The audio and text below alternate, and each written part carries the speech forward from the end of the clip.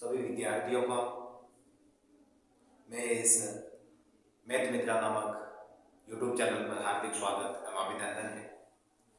देखिए, ये पहला मौका है जब मैं कक्षा 9 के विद्यार्थियों की मैथ विषय को लेकर चर्चा करने जा रहा हूँ। तो सबसे पहले विद्यार्थियों को मेरा प्यार भरा नमस्कार और एक आग्रह भी रहेगा कि मेरे इस चैनल को आप एक छोटा सा प्यार दीजिए, यानी अपने मोबाइल में इसे सब्सक्राइब कीजिए ताकि मुझे भी बूस्टअप मिलता रहे। विद्यार्थियों, जैसा कि आप सबको विदित है, मैंने अभी कहा कि मैं कक्षा 9 के विद्यार्थियों को पढ़ाने जा रहा हूँ और वही सब्जेक्ट है मैथमेटिक्स। साथियों, कई गणित को लेकर कई भ्रांतियां हैं कि ये सब्जेक्ट इतना कठिन है, समझ में आता नहीं है, और विशेषकर ग्रामीण परिवेश के विद्यार्थियों के लिए। मैं भी कक्षा 10 तक सरकारी स्कूल में भी अध्ययन किया। मैं कहता हूँ कि जैसी अपने माइंड के अंदर जैसी थिंकिंग हो जाती है वैसे अपन हो जाते हैं। अपन ये सोच लेते हैं कि ये मुझे आएगी नहीं, ये आएगी नहीं, आएगी, ऐसे अपन मन में ये बहुत हार्ड है, नहीं आएगी समझ में। निश्चित रूप से आप ध्यान रखिए, वो सब्जेक्ट अपने को जिंदगी भर अपने को उसमें महारत जो हासिल होनी चाहिए वो होने नहीं देती है, अपनी मानसिकता नहीं होने देती, बल्कि इतना जो सब्जेक्ट के अंदर जितना आप डर करें नहीं, बल्कि मैं तो कहता हूँ कि बाकी सब्जेक्ट से मैथ इतनी सरल है, यदि इसके अंदर कुछ क्वेश्चन करके आएंगे तो उसमें से पूरे नंबर आने की जो प्रबल संभावना है वो है मैथमेटिक्स की। और बाकी सब्जेक्ट में ये होता है कि कहीं से भी नंबर काटे जा सकते हैं, पर यहाँ पर आप जो करके आओगे उसमें आपको पूरे में से पूरे नंबर मिलने की प्रबल संभावना रहती है। तो साथियों, मैं समय को ज़्यादा जाया न करते हुए सीधे बढ़ता हूँ अपनी काम की ओर, यानी गणित विषय को लेकर मैं कक्षा 9 के गणित विषय को लेकर मैं चर्चा कर रहा हूँ। विद्यार्थियों, मैं आज आपको चैप्टर लेके हाजिर हुआ हूँ। मैंने ऐसा सोचा कि कहीं थोड़ी बहुत मुझे रिक्वायरमेंट भी हुई थी कि वीडियो बनानी चाहिए आपको, और तो देखिए मेरे को ट्रायंगल नामक चैप्टर के बारे में कहा गया था। उससे पहले मैंने सोचा कि मैं यदि बहुपद के बारे में यदि पहले चर्चा नहीं करूँ तो वो ट्रायंगल देखिए रेखा गणित के अंदर आती है चैप्टर, तो मैं उसकी चर्चा बाद में करूँ की बजाय पहले मैं यदि इस बहुपद यानी मैं बीज गणित एल्जेब्रिक मैथमेटिक्स के बारे में बात पहले यदि करूँ तो मुझे ऐसा लगा कि ट्रायंगल कहीं ज़्यादा आसान रहेगा, क्योंकि ट्रायंगल में भी अपने को बहुपद यानी जो ये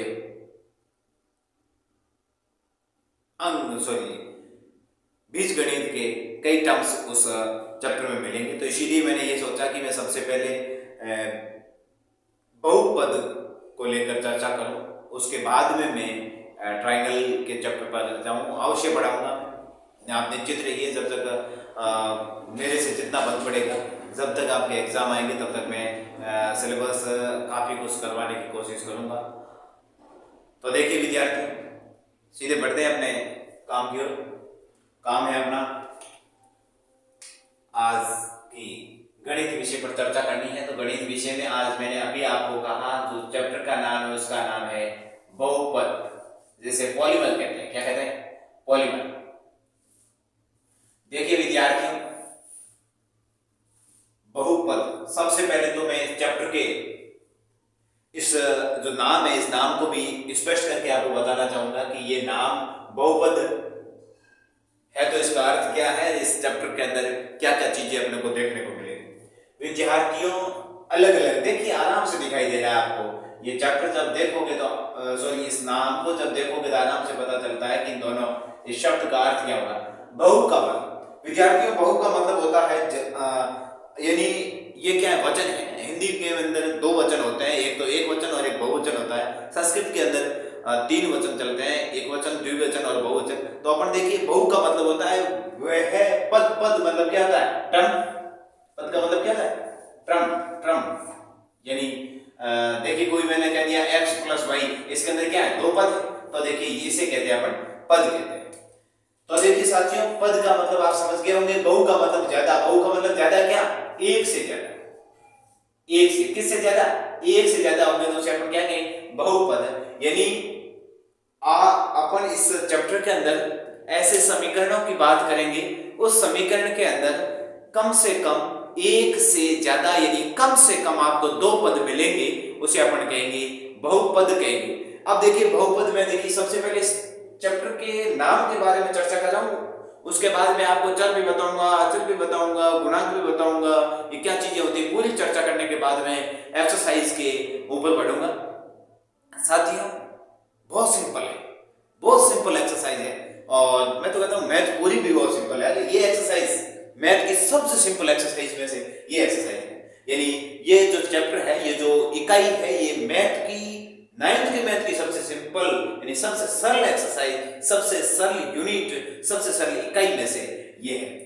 विद्यार्थियों जैसे मैंने देखी में, आप ध्यान से देखिए 3x प्लस यदि मैंने 5 लिख दिया। विद्यार्थियों मैं अभी चर अचर की बात नहीं कर रहा हूं, सिर्फ और सिर्फ मैं पद के बारे में चर्चा कर रहा हूं, क्योंकि यहाँ पर अपने जो चैप्टर का नाम है, जिसका नाम है बहुपद, सिर्फ और सिर्फ पद के बारे में चर्चा कर रहा हूं। विद्यार्थियों इसके अंदर ये एक पद तो ये रहा, दूसरा पद ये रहा, कितने पद हो गए, दो पद हो गए। मैंने विद्यार्थियों अभी कहा कि एक से ज्यादा जो समीकरण के अंदर जो पद आ जाएंगे उसे अपन कौन सा समीकरण कहेंगे रे साथियों, बहुपद कहेंगे। कैसा पद कहेंगे, बहुपद कहेंगे, जिसे बहुपद कहेंगे या पॉलीमर कहेंगे। क्या कहेंगे, पॉलीमर।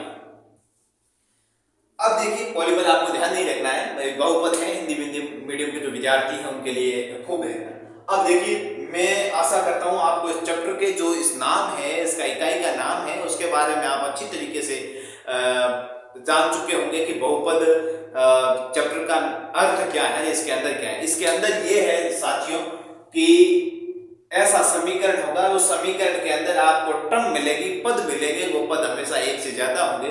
उसी के बेस पर अपन डिसाइड करेंगे कि ये कैसा समीकरण है, एक पदीय, द्विपदीय, त्रिपदीय, जो भी हो उसके बारे में अपन चर्चा करेंगे। अब देखिए ये बहुपद चैप्टर समझ में आने के बाद मैं थोड़ी सी चर्चा यहाँ पर करूंगा, किसके बारे में मैं चर्चा करूंगा। यहाँ पर एक पद आता है चर और एक आता है अचर। ध्यान दीजिएगा विद्यार्थियों, बड़े गौर से इसको समझिएगा। मैं बड़ी आसानी से, मैं ऐसे सोच रहा हूं कि मेरे सामने जो विद्यार्थी बैठा है वो विद्यार्थी बिल्कुल जीरो लेवल से शुरू हो रहा है, बिल्कुल जीरो लेवल से, उसी तरीके से बढ़ा रहा हूं। जीरो लेवल का मतलब ये नहीं है, जीरो लेवल का मतलब साथियों ये नहीं है कि उसको जोड़ बाके गुणा भाग भी नहीं आता हो। जोड़ बाके गुणा भाग ये जीरो लेवल पर नहीं आता। मैं जीरो लेवल का मतलब ये समझ रहा हूं जिसको बीजगणित के बारे में उसकी बीजगणित की जो एबीसीडी होती है वो भी नहीं आती, उसके हिसाब से मैं बढ़ रहा हूं। देखिए विद्यार्थियों चर पद, चर पद का मतलब होता है विद्यार्थियों वह पद जिसका मान अज्ञात हो। ये तो देखिए मैंने एक भाषिक रूप में आपको लिख के बता दिया, पर आपको समझ में आया नहीं कि ये क्या चीज है। मैं पहले लिख देता हूं, मैं इसका भी लिख रहा हूं। अचर का मतलब होता है वह पद जिसका मान क्या हो, ज्ञात हो। यहां तक देखिए सिर्फ ऑप्शन मैंने लिखा है। चर का मतलब वह पद जिसका मान अज्ञात होता हो, और अचर मतलब वह पद जिसका मान क्या हो, ज्ञात हो। यस, बढ़िएगा आगे। देखिए विद्यार्थियों मैं एक समीकरण लिख रहा हूं, 4x + 6 लिख दिया। बड़े गौर से इसको देखना, मैं इसको ऐसे कर देता हूं ताकि आपको आसानी रहे। पहले मैंने ये समीकरण लिखा, समीकरण है, आपको इस चैप्टर के अंदर ऐसे खूब समीकरण मिलेंगे। विद्यार्थियों ये समीकरण, अब देखिए मैंने चर की हेडिंग डाल करके तो उसके आगे मैंने लिखा है कि वो पद जिसका जिसका मान हमें क्या हो, अज्ञात हो, जिसके मान का हमें पता नहीं हो। इस संसार के अंदर जो जितनी संख्याएं उपस्थित है वो सभी की सभी संख्याएं उसका मान हो सकती है। अब में कोई पता नहीं है, बिल्कुल अपन डिसाइड नहीं कर सकते कि इस x की वैल्यू 5 है। अब देखिए इसका मान आप बता सकते हो, इसका मान क्या है? क्या ये x इसके साथ जोड़ सकते हैं? नहीं। जोड़ते समय विद्यार्थियों चर के साथ चर जुड़ता है, अचर के साथ अचर जुड़ता है, चर के साथ चर, एक जैसे चर होते हैं आपस में जुड़ते हैं। मैं बताऊंगा आपको जुड़ने वाला चैप्टर यदि आपके है तो आपने 8th क्लास के अंदर ये बातें सीखी है कि चर और अचर को कैसे जोड़ा जाता है। ये x है, x का मान अज्ञात है, पता नहीं है, पर ये तो ज्ञात है, ये तो 6 है, दिखाई दे रहा है आपको, ये तो 6, पर इसका संख्यात्मक मान पता नहीं है। इसका संख्यात्मक मान हमें पता नहीं है, पर ये तो 6 है, संख्यात्मक मान इस क्लियर। देखिए अपने को स्पष्ट दिखाई दे रहा है कि इसका संख्यात्मक मान कितना है, 6 है। अब देखिए विद्यार्थियों, यहां पर बात आपको समझ में आई होगी, जो ये 6 है वो तो अचल पद है, और जो ये x है वो क्या है, चर। यानी विद्यार्थियों मैं आपको कह दूं, मान लीजिए कोई रमेश नाम का लड़का है, और मैंने कह दिया कि रमेश नाम का लड़का है, इस रमेश नाम के लड़के की आयु x वर्ष है। इसकी आयु क्या है, x वर्ष है। विद्यार्थियों अपने को पता नहीं है कि इसकी आयु 3 है, 4 है, 5 है, 6 है, 7 है, 100 है, 200 है, कोई पता नहीं है इस लड़के की आयु कितनी है। रमेश नाम का जो लड़का मैंने कहा उस लड़के की आयु है कितनी, वो अपने को पता नहीं है। मैंने कह दिया कि रमेश की आयु क्या हो गई, रमेश नाम का जो लड़का है, रमेश की जो एज है वो एज क्या हो गई, x वर्ष मैंने बोल दिया। रमेश की एज है जो x वर्ष है। आप भी हक्के बक्के अचंभित रह गए, x वर्ष, what is meaning of x? I don't know about the meaning of x. मैं आपको बता रहा हूं कि रमेश नाम का जो विद्यार्थी है जिसकी आयु x वर्ष है, इसका मतलब हमें पता नहीं है इसकी आयु क्या है। इसे कहते हैं विद्यार्थियों अचल, इसे कहते हैं अज्ञात। अपने को थोड़ा ही ज्ञात है इसके बारे में कि इसकी आयु कितनी है, नहीं ज्ञात है, तो इसे कहते हैं अज्ञात। और अज्ञात को अपन ने क्या कहा है, चर कहते हैं। अज्ञात को अपन क्या कहते हैं, चर कहते हैं। यानी विद्यार्थियों x y z ABCD के जितने भी अक्षर होते हैं उसका मान हमें पता नहीं है।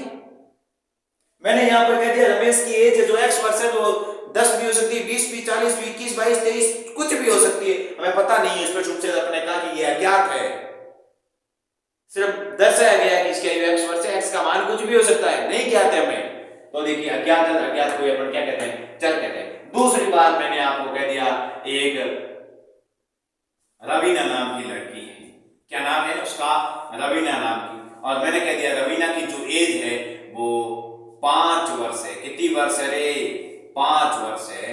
5 वर्ष यदि रवीना की एज है तो आप बिल्कुल अपने को पता चल गया कि रवीना कितने साल की है, 5 साल की। पर यहां पर अपन स्पष्ट नहीं कर पा रहे थे ये रमेश कितने साल का है, नहीं स्पष्ट कर पा रहे थे। इसका मतलब विद्यार्थियों ये तो अज्ञात था, ये रवीना की एज है बिल्कुल परफेक्ट पता है अपने को, ज्ञात पड़ी सामने दिख रही है, 5 वर्ष की लड़की है। तो अपन कहेंगे कि ये कैसा पद है रे विद्यार्थियों, ज्ञात पद है। इसकी आयु क्या है, ज्ञात है, तो अपन इसे कहेंगे ये तो साथियों अचल है। ये क्या है, अचल है। क्या है, अचल है। बिल्कुल विद्यार्थियों मैं आशा करता हूं कि आपको ये चर व अचल के बारे में अच्छी तरीके से समझ में आई होगी बातें। यदि समझ में नहीं आई है एक बार पढ़ने के बाद, तो ये इस प्लेटफॉर्म के माध्यम से ये सुविधा रहती है कि आप इसको धीरे करके सुनिए, इसको 2 बार सुनिए, 5 बार सुनिए, 10 बार सुनिए, कितनी बार सुनिए, is always available for you. ये हमेशा आपके लिए उपलब्ध रहता है। तो देखिए अच्छी तरीके से इसको देखिएगा चर व अचल की मीनिंग, क्योंकि देखिए विद्यार्थियों मुझे पता है कि चर व अचल आपको इस चैप्टर की जो इकाई होती है, इस इकाई में जो प्रश्न होते हैं, उस प्रश्नों में आपको कहीं नहीं पूछा जाएगा कि चर अचल क्या होता है। पर विद्यार्थियों इस एक्सरसाइज के अंदर जो क्वेश्चन दिए जाता है, उस क्वेश्चन को हल करने के लिए ये चर व अचल जानना बेहद जरूरी था, इसीलिए मैंने बताया। अब देखिए एक बात मैंने और कही थी, इसी के अंदर एक चीज आती है गुणांक। क्या आती है रे, गुणांक आती है। तो मैं अब गुणांक के बारे में चर्चा कर लेता हूं। पहले मैं ऐसे लिख देता हूं, ऐसे लिख देता हूं, ये कोई समीकरण मैंने लिख दिया ऐसे। अब मैं चर्चा करूंगा गुणांक के बारे में। मल्टीपल, जिसे क्या कहते हैं, मल्टीपल क्या कहते हैं, मल्टीपल कहते हैं, गुणांक कहते हैं। विद्यार्थियों थोड़ी सी अपने शब्द के बारे में भी यदि देखते हैं तो आराम से पता चलता है। गुणांक, गुणाधन अंक, यानी वो अंक जो किसी संख्या के गुणे में लिखा हुआ होता हो उसे गुणांक कहते हैं। बिल्कुल स्पष्ट हुआ कि नहीं हुआ, किसी के गुणे के रूप में लिखा गया हो, गुणे के रूप में जो अपने को शो हो रहा हो, दिखाई दे रहा हो, दर्शाया जा रहा हो, अपन उसे गुणांक कहते हैं। क्या कहेंगे विद्यार्थियों, उसे क्या कहेंगे, गुणांक कहेंगे। जैसे देखिए विद्यार्थियों, आपको पूछ ले कि दिए गए समीकरण के अंदर x का गुणांक क्या है, किसका गुणांक क्या है, x का गुणांक क्या है, तो विद्यार्थियों अपन सीधे जाएंगे, कहेंगे कि x के गुणे में कौन सी चीज है। तो अपन ने देखा कि x के गुणे में क्या दिखाई दे रहा है, x के गुणे में क्या दिखाई दे रहा है, 4 दिखाई दे रहा है। क्या दिखाई दे रहा है विद्यार्थियों, 4 दिखाई दे रहा है। क्या दिखाई दे रहा है, 4 दिखाई दे रहा है। तो अपन कहेंगे विद्यार्थियों जो x है इसका जो गुणांक है, ये x का जो गुणांक है वो क्या है रे, 4 है।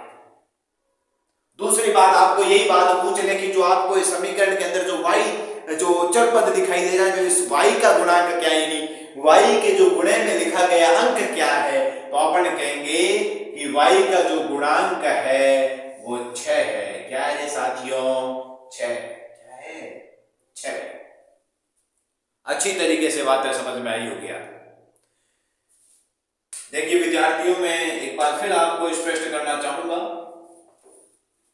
कि इस मैथ के नामक जो आपका मैथ नामक जो फोबिया है, साइकोलॉजी में होता है फोबिया, इस मैथ नामक आपके जो फोबिया है दिमाग के अंदर, उस मैथ नामक फोबिया को बाहर निकालिए। पहले बिल्कुल रिलैक्स होकर के बैठिए, मजा लीजिए, इस मैथ को पढ़ने का इंटरेस्ट लीजिए, आनंद लीजिए, बिल्कुल आसानी से समझ में आएगी। समझ में ऐसी आएगी कि कभी निकलने का नाम नहीं लेगी। और विद्यार्थियों ये गणित तो सिर्फ 10वीं तक नहीं है। आप भी सोचते होंगे, आप में से कई सोचते होंगे कि 10वीं तक है, जैसे जैसे करके इसको हटा दिया जाए, 11वीं में आर्ट्स ले लेंगे मजे से, अपने तो कोई जरूरत है नहीं मैथ की। पर विद्यार्थियों मैं ये कहता हूँ, यदि आप अध्ययन के क्षेत्र में अपनाने की यदि जान सकते हो, अपने खुद को उसके अंदर झोंकना चाह रहे हो, तो मैं कह रहा हूँ मैथ तो आज के जीवन में सबसे जरूरी सब्जेक्ट बन गई है। हालांकि मैं ऐसे नहीं कह रहा हूँ कि बाकी वाले सब्जेक्ट कोई काम के नहीं है, अपनी अपनी जगह सब है, पर मैथ का जो क्राइटेरिया है वो धीरे धीरे क्या हो रहा है, बढ़ रहा है। आजकल हर अपने जिंदगी है, सुबह उठने से लेकर शाम ढलने तक यदि अपन थोड़ा गौर करें तो मैथ ही मैथ अपने जीवन में होती है। तो बहुत जरूरी सब्जेक्ट है, इसको ऐसे मत करके अपने जीवन से निकालने की वो समझिए मत के अपन 10वीं के बाद मैथ नहीं है। विद्यार्थियों जिंदगी भर पीछा नहीं छोड़ेगी। यदि आप कामयाब होना चाह रहे हो तो इस मैथ के ऊपर पकड़ मजबूत करिए, क्योंकि ये ऐसी चीजें हैं जो जिस समय के अंदर जो सीखनी होती है वो वहां समझ में आ जाती है, बाद में जाने के बाद अपन रटते हैं। मैथ ऐसी चीजें जो रटने से अपने कब्जे में आती नहीं। तो देखिए बढ़िए, वापस अपन अपने काम की ओर। अब देखिए अब बहुपदों में मैं आपको बताना चाहूंगा विद्यार्थियों कि मैं पहला लिख रहा हूं एक चर वाले बहुपद, दूसरा लिख रहा हूं 2 या 3 जो भी कहो, 2 चर वाले बहुपद, फिर लिखूंगा मैं 3 चर वाले बहुपद। देखिए इस तरीके से बढ़ता जाएगा। अब देखिए आप कहोगे कि मैंने यदि पहले आपको चर व चर के बारे में यदि ज्ञान नहीं करवाया होता तो आप यहाँ आके फंसते। मैं क्योंकि आपने देखिए बीजगणित चैप्टर होता है वो कक्षा 6 से शुरू हो जाता है। मैं आशा करता हूँ आपने अच्छी तरीके से चर व चर के बारे में जानकारी ली होगी। बट मैंने एक बात कही थी कि मेरे सामने बैठा हुआ विद्यार्थी, मैं ऐसे सोच रहा हूँ कि 0 लेवल से शुरू हो रहा है, उस तरीके से बताया। अब देखिए विद्यार्थियों, एक चर वाले बहुपद, इसका मतलब यह है विद्यार्थियों, वह बहुपद जिसके अंदर जो अज्ञात टर्म्स है, अज्ञात पद है, जो चर पद है, वो एक क्या होता हो, एक होता हो, उसे अपन कहेंगे एक चर वाला बहुपद। जैसे मैंने लिख दिया 5x + 6। इसमें देखिए चर कितना दिखाई दे रहा है, यानी अज्ञात पद कौन सा दिखाई दे रहा है, x वाला दिखाई दे रहा है, जो कि क्या है, एक है, इसीलिए इसे अपन कहेंगे एक चर वाला बहुपद। अब देखिए आगे बढ़ते हैं अपन, दूसरा है दो चर वाले बहुपद, यानी 3x + y + 2। ऐसे मैंने कर दिया, जरूरी नहीं है कि जो ये अज्ञात पद है, जो ज्ञात पद है वो साथ में हो। अब देखिए मैंने कहा दो चर वाले, इसमें दो चर नहीं है, एक तो ये x का मान अपने को पता नहीं है, दूसरी बात y का भी मान अपने को पता नहीं है, क्या मान है इसका, संख्यात्मक मान अपने को पता नहीं है। तो इसमें अज्ञात पद कितने हुए, इंगे वो अज्ञात पद कितना होया, दो अज्ञात पद होया, कितना पद होया, दो अज्ञात पद होया। ई हारू कोई समीकरण ने के दो चर वाले रेखिक समीकरण के नाम से अपन इसे जानेंगे।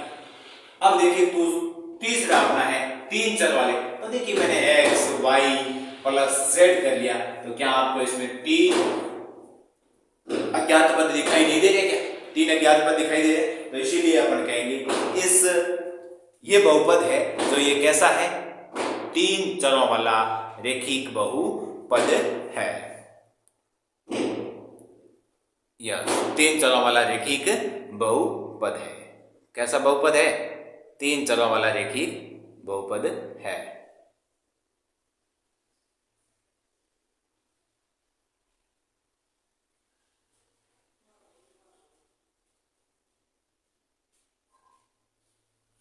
यस, अब देखिए मैं इसको थोड़ा घटाते हुए आगे की ओर बढ़ता हूं।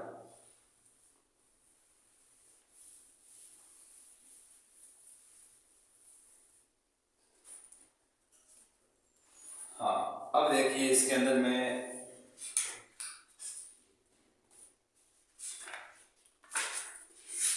सीधे ले चलता हूं आपको 2.1 एक्सरसाइज पर। मेरे पास में भी बुक है, आपके पास में भी किताब रखी है, और किताब के अंदर जैसे जैसे मैं जो क्वेश्चन पढ़ रहा हूँ, जो बोल रहा हूँ, तो समझा रहा हूँ, उसको किताब के साथ साथ अपने इस मोबाइल की स्क्रीन पर भी अच्छी तरीके से ध्यान दीजिएगा।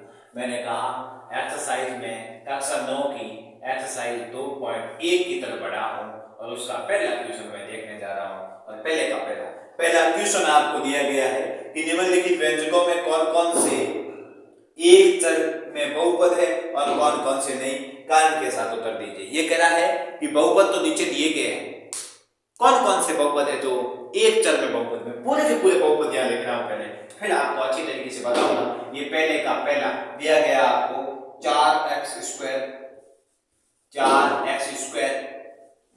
3x प्लस के साथ, दूसरा दिया गया आपको y² प्लस √2, और तीसरा दिया गया आपको 3√t, इसे क्या बोलते हैं, रूट बोलते हैं, रूट कहो अंडर रूट कहो, प्लस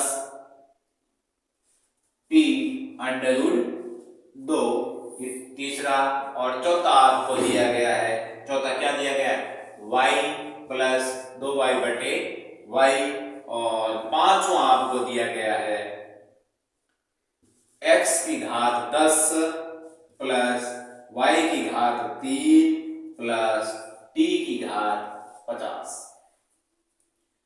यस, अब देखिए विद्यार्थियों क्वेश्चन में आपको कहा गया है कि कौन कौन से एक चर में बहुपद है, यानी विद्यार्थियों उन समीकरण को देखना है, उन बहुपद को देखना है जिसके अंदर आपको चर पद है वो एक दिखाई दे रहा हो, यानी अज्ञात पद है वो कितना दिखाई देता हो, एक अज्ञात पद दिखाई देता हो, उसे अपन एक चर वाले रेखीय बहुपद के नाम से जानेंगे।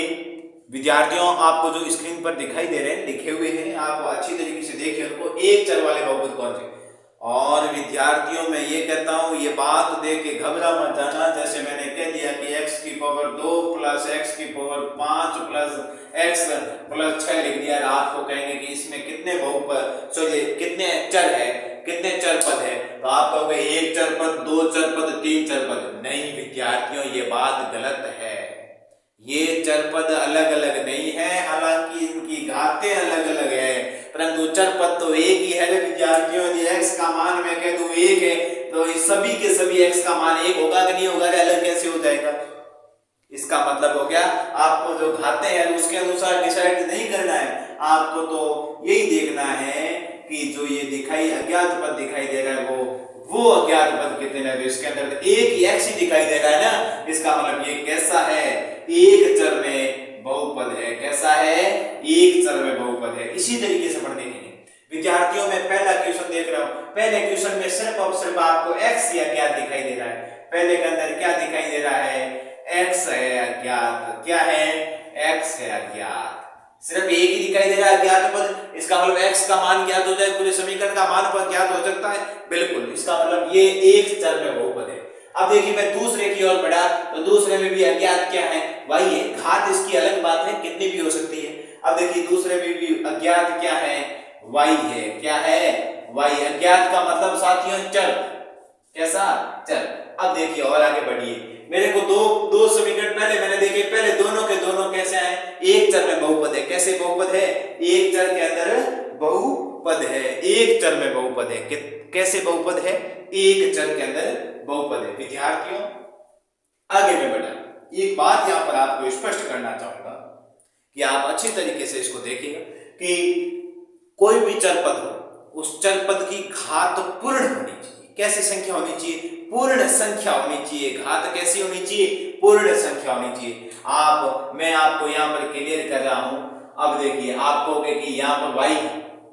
अब देखिए कोई भी अज्ञात पद होता है, उस अज्ञात पद के ऊपर कोई घात दिखाई नहीं दे रही है, इसका मतलब उसके ऊपर घात कितनी है?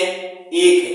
कोई भी बहुपद जिस बहुपद के ऊपर कोई घात दिखाई नहीं दे रही है, इसका मतलब उस जो अचर और चर दोनों की बात कर रहा हूं, चर और चर, यानी यहां पर आपको मैं चर की बात कर रहा हूं। जिस अज्ञात पद के ऊपर कोई घात नहीं है, इसका मतलब उसके ऊपर एक घात है। इसका मतलब ये है ना जो तीसरा दिखाई दे रहा है। अब देखिए पहले तो मैं ये तीसरा दिखाई दे रहा है, तीसरे के अंदर आपको देखना है कि एक तो रूट t दिखाई दे रहा है, दूसरा t दिखाई दे रहा है। ये दिखाई दे रहे हैं दोनों अज्ञात पद ही। इस रूट t का मतलब होता है विद्यार्थियों घात 1/2 और इस t का मतलब होता है सिर्फ t लिखा है, इसका मतलब घात 1। तो क्या घात ये पूर्ण संख्या है? पूरी संख्या है? जैसे 1 2 3 4 5 6 7 8 ऐसे दिखाई दे रही नहीं, क्योंकि ये तो 1/2 है।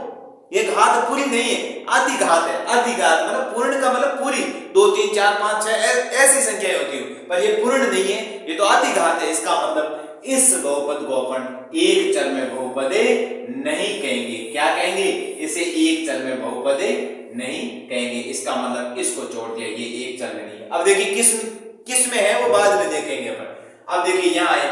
अब देखिए आप कहोगे कि ये तो होना चाहिए, ये भी नहीं है, ये भी एक चर में नहीं। आप कहोगे कि यहाँ पर भी y है, यहाँ पर भी y है, इसका मतलब चर तो एक ही हुआ ना। आप बार बार क्या पढ़ रहे हो? जवान एक है तो मैं कहूंगा जवान तो एक है मेरी, पर मैंने अभी आपको नाम एक लिया कि पूर्ण संख्या होनी चाहिए। विद्यार्थियों कैसी संख्या होनी चाहिए? पूर्ण संख्या होनी चाहिए, पूरी संख्या होनी चाहिए। वो न तो माइनस में होनी चाहिए, न तो पॉइंट में होनी चाहिए, सिर्फ पूरी संख्या होनी चाहिए। उसे अपन कहेंगे एक चर में बहुपद है। विद्यार्थियों देखिए यहाँ पर ये y के ऊपर कोई घात नहीं है, इसका मतलब एक घात है, ये तो पूर्ण घात है, बिल्कुल कोई दिक्कत नहीं। पर ये जो ये 2/y लिख रखा है ना विद्यार्थियों, जब ये देखिए मैंने आपने 6 7 8 में सभी में करनी पड़ी होगी, ऐसे होता है ना। ये यहाँ पर 3 लिख दिया मैंने, m की पावर x लिख दी। तो विद्यार्थियों यदि m को आप ऊपर 3 के गुणे में ले जाना चाह रहे हो ना, तो 3 गुणा m और ये पावर होती है ना नीचे किसमें? घात नहीं है, घात x है, ये घात किसमें?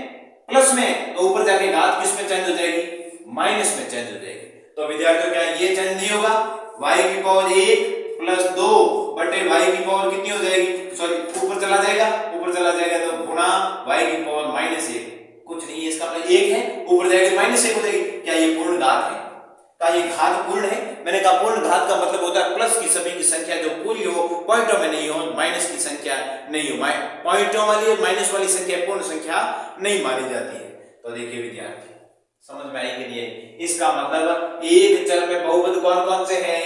पहला और दूसरे जो समीकरण है वो एक चर में क्या है विद्यार्थियों? बहुपद है। तो इनका लिखेंगे कि जो समीकरण 1 व समीकरण 2 एक चर में क्या है? एक चर में बहुपद है।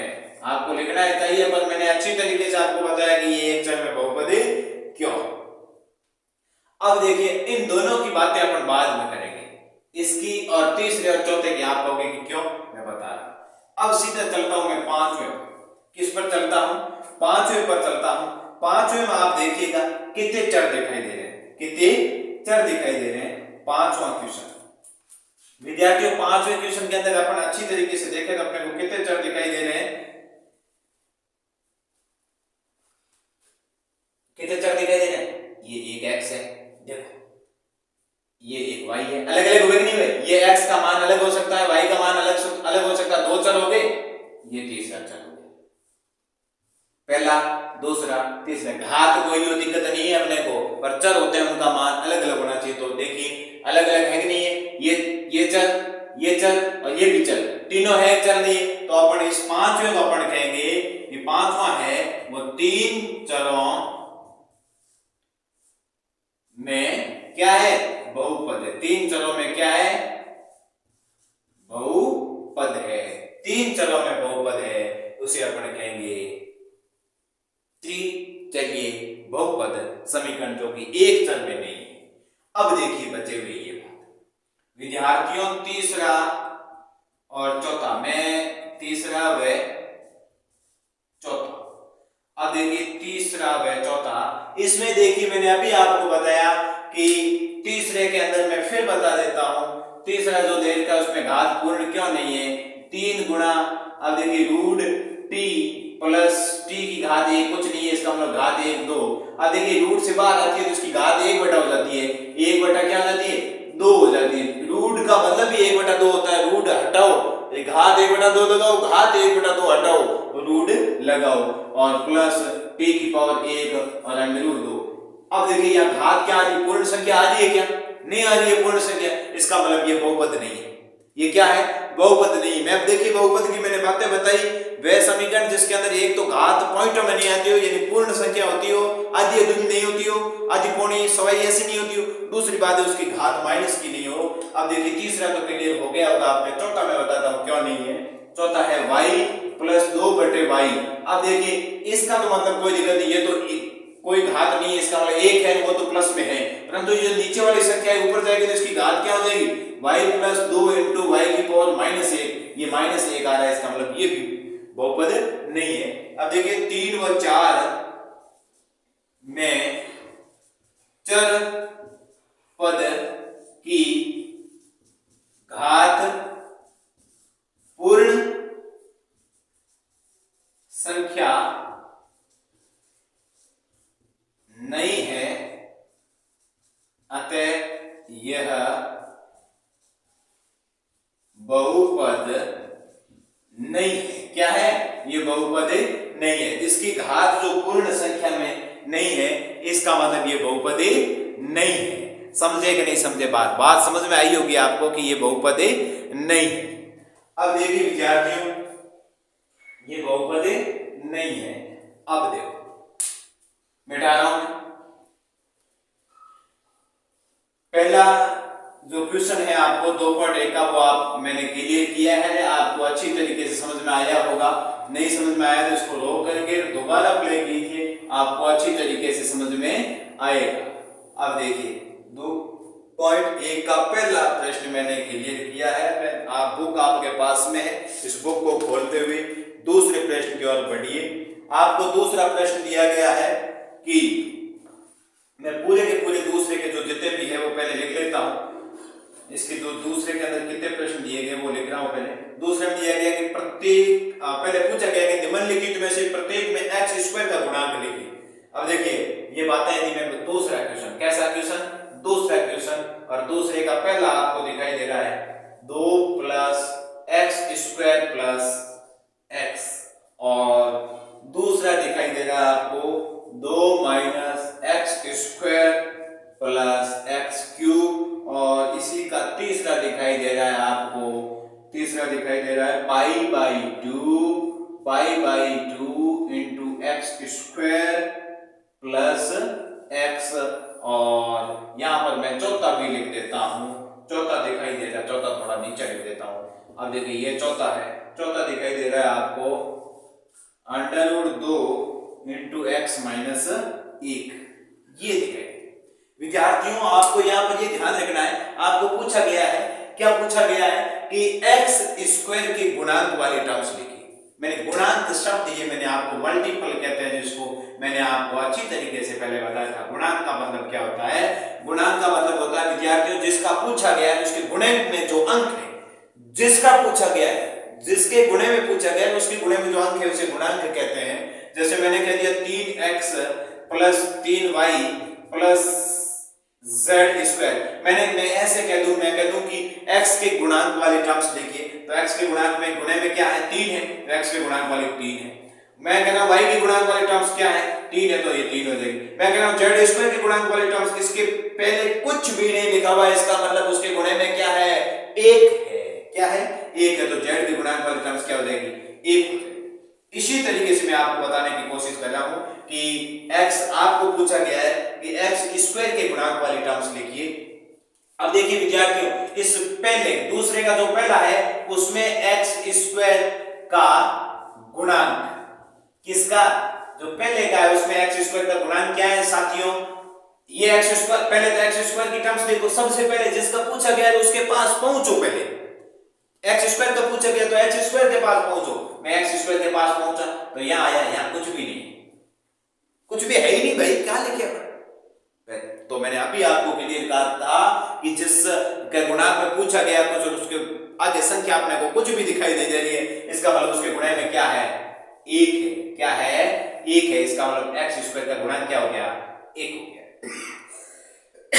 सॉरी, अब देखिए इसमें एक्स स्क्वायर का गुणांक क्या हो जाएगा, एक्स स्क्वायर का गुणांक, एक्स स्क्वायर का गुणांक साथियों देखिएगा इसके अंदर किसकी बात कर रहा हूं मैं, सिर्फ इसकी बात कर रहा हूं, किसकी, दूसरे की, इसकी। इसमें एक्स स्क्वायर यहां पर है, आप कहोगे ये क्यूब पूछा ही नहीं है तो अपन क्यूब के पास क्यों जाएंगे, अपने को एक्स स्क्वायर ही पूछा सिर्फ, तो एक्स स्क्वायर के पास जाएंगे, तो ये एक्स स्क्वायर।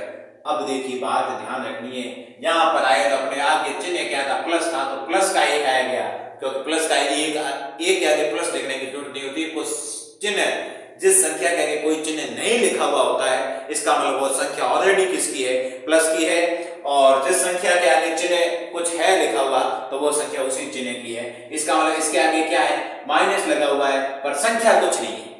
एक्स स्क्वायर के आगे माइनस तो है पर संख्या कुछ नहीं है, मैंने कहा संख्या कुछ नहीं है तो उसकी संख्या क्या होगी, गुणांक में क्या होगा 1 होगा, तो इसका मतलब ये भी क्या है 1 है, परंतु चिन्ह किसका है माइनस का, इसका मतलब इसके गुणांक में क्या है माइनस का 1 है।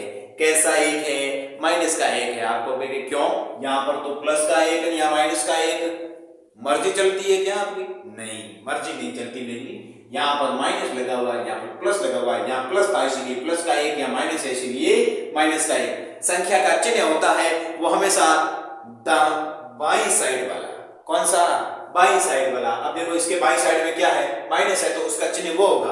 आप ऐसे मत मान लेना 3 प्लस 4, इसका मतलब ये प्लस इसका है, नहीं मैंने ऐसे कर दिया तो इसका 3 का चिन्ह ये वाला, 4 का चिन्ह ये, इसका मतलब ये माइनस का 1। अब देखिए मैं बढ़ता हूं आगे, इसमें एक्स स्क्वायर का गुणांक, किसमें तीसरे में मैंने कहा एक्स स्क्वायर का गुणांक, तो तीसरे में एक्स स्क्वायर, पहले तो आप एक्स स्क्वायर की टर्म्स की ओर बढ़िए। सबसे पहले मैं फटाक से गया, एक्स स्क्वायर की टर्म्स मेरे को दिखाई दे रही है, क्या दिखाई दे रही है एक्स स्क्वायर की टर्म्स गया, यहां पर एक्स स्क्वायर की टर्म्स है। मैंने गुणांक का मतलब कहा, गुणे के रूप में क्या लिखा हुआ है, गुणे के रूप में मैंने देखा तो क्या दिखाई दे रहा है, क्या दिखाई दे रहा है पाई बाई 2 दिखाई दे रहा है, क्या दिखाई दे रहा है पाई बाई 2, यानी पाई अपॉन 2 दिखाई दे रहा है। गुणे में क्या ये पाई, ये आप कहोगे कि ऐसे क्या लिख रहे हो, किताब में तो हमने ऐसे लिखी, ऐसे।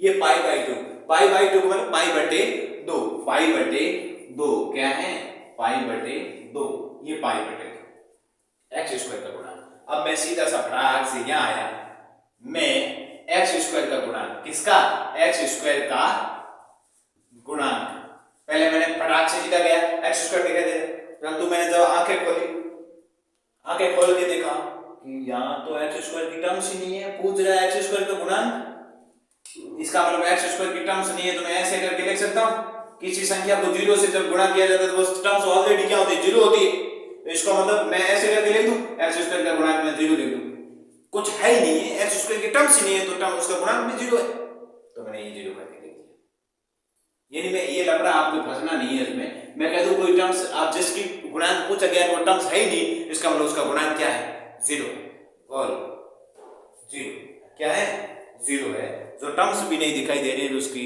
गुणांक हमेशा क्या होगी, जीरो होगी।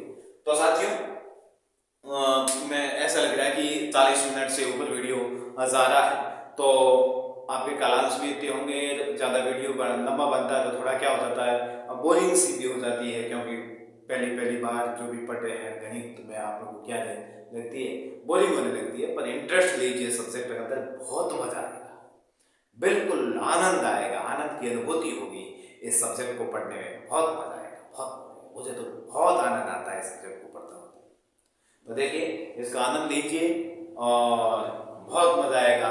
इस तरीके से मैंने बहुपद जो 9th क्लास की दूसरी एक्सरसाइज है उसका मैंने 2.1 के पहला और दूसरा प्रश्न करवाया है, तो आप इनको अच्छी तरीके से देखिएगा और पढ़िएगा, समझिएगा, आगे बढ़िएगा इन्हीं आशाओं और अपेक्षाओं के साथ। आज के लिए इतना ही, अगले दिन, नमस्कार।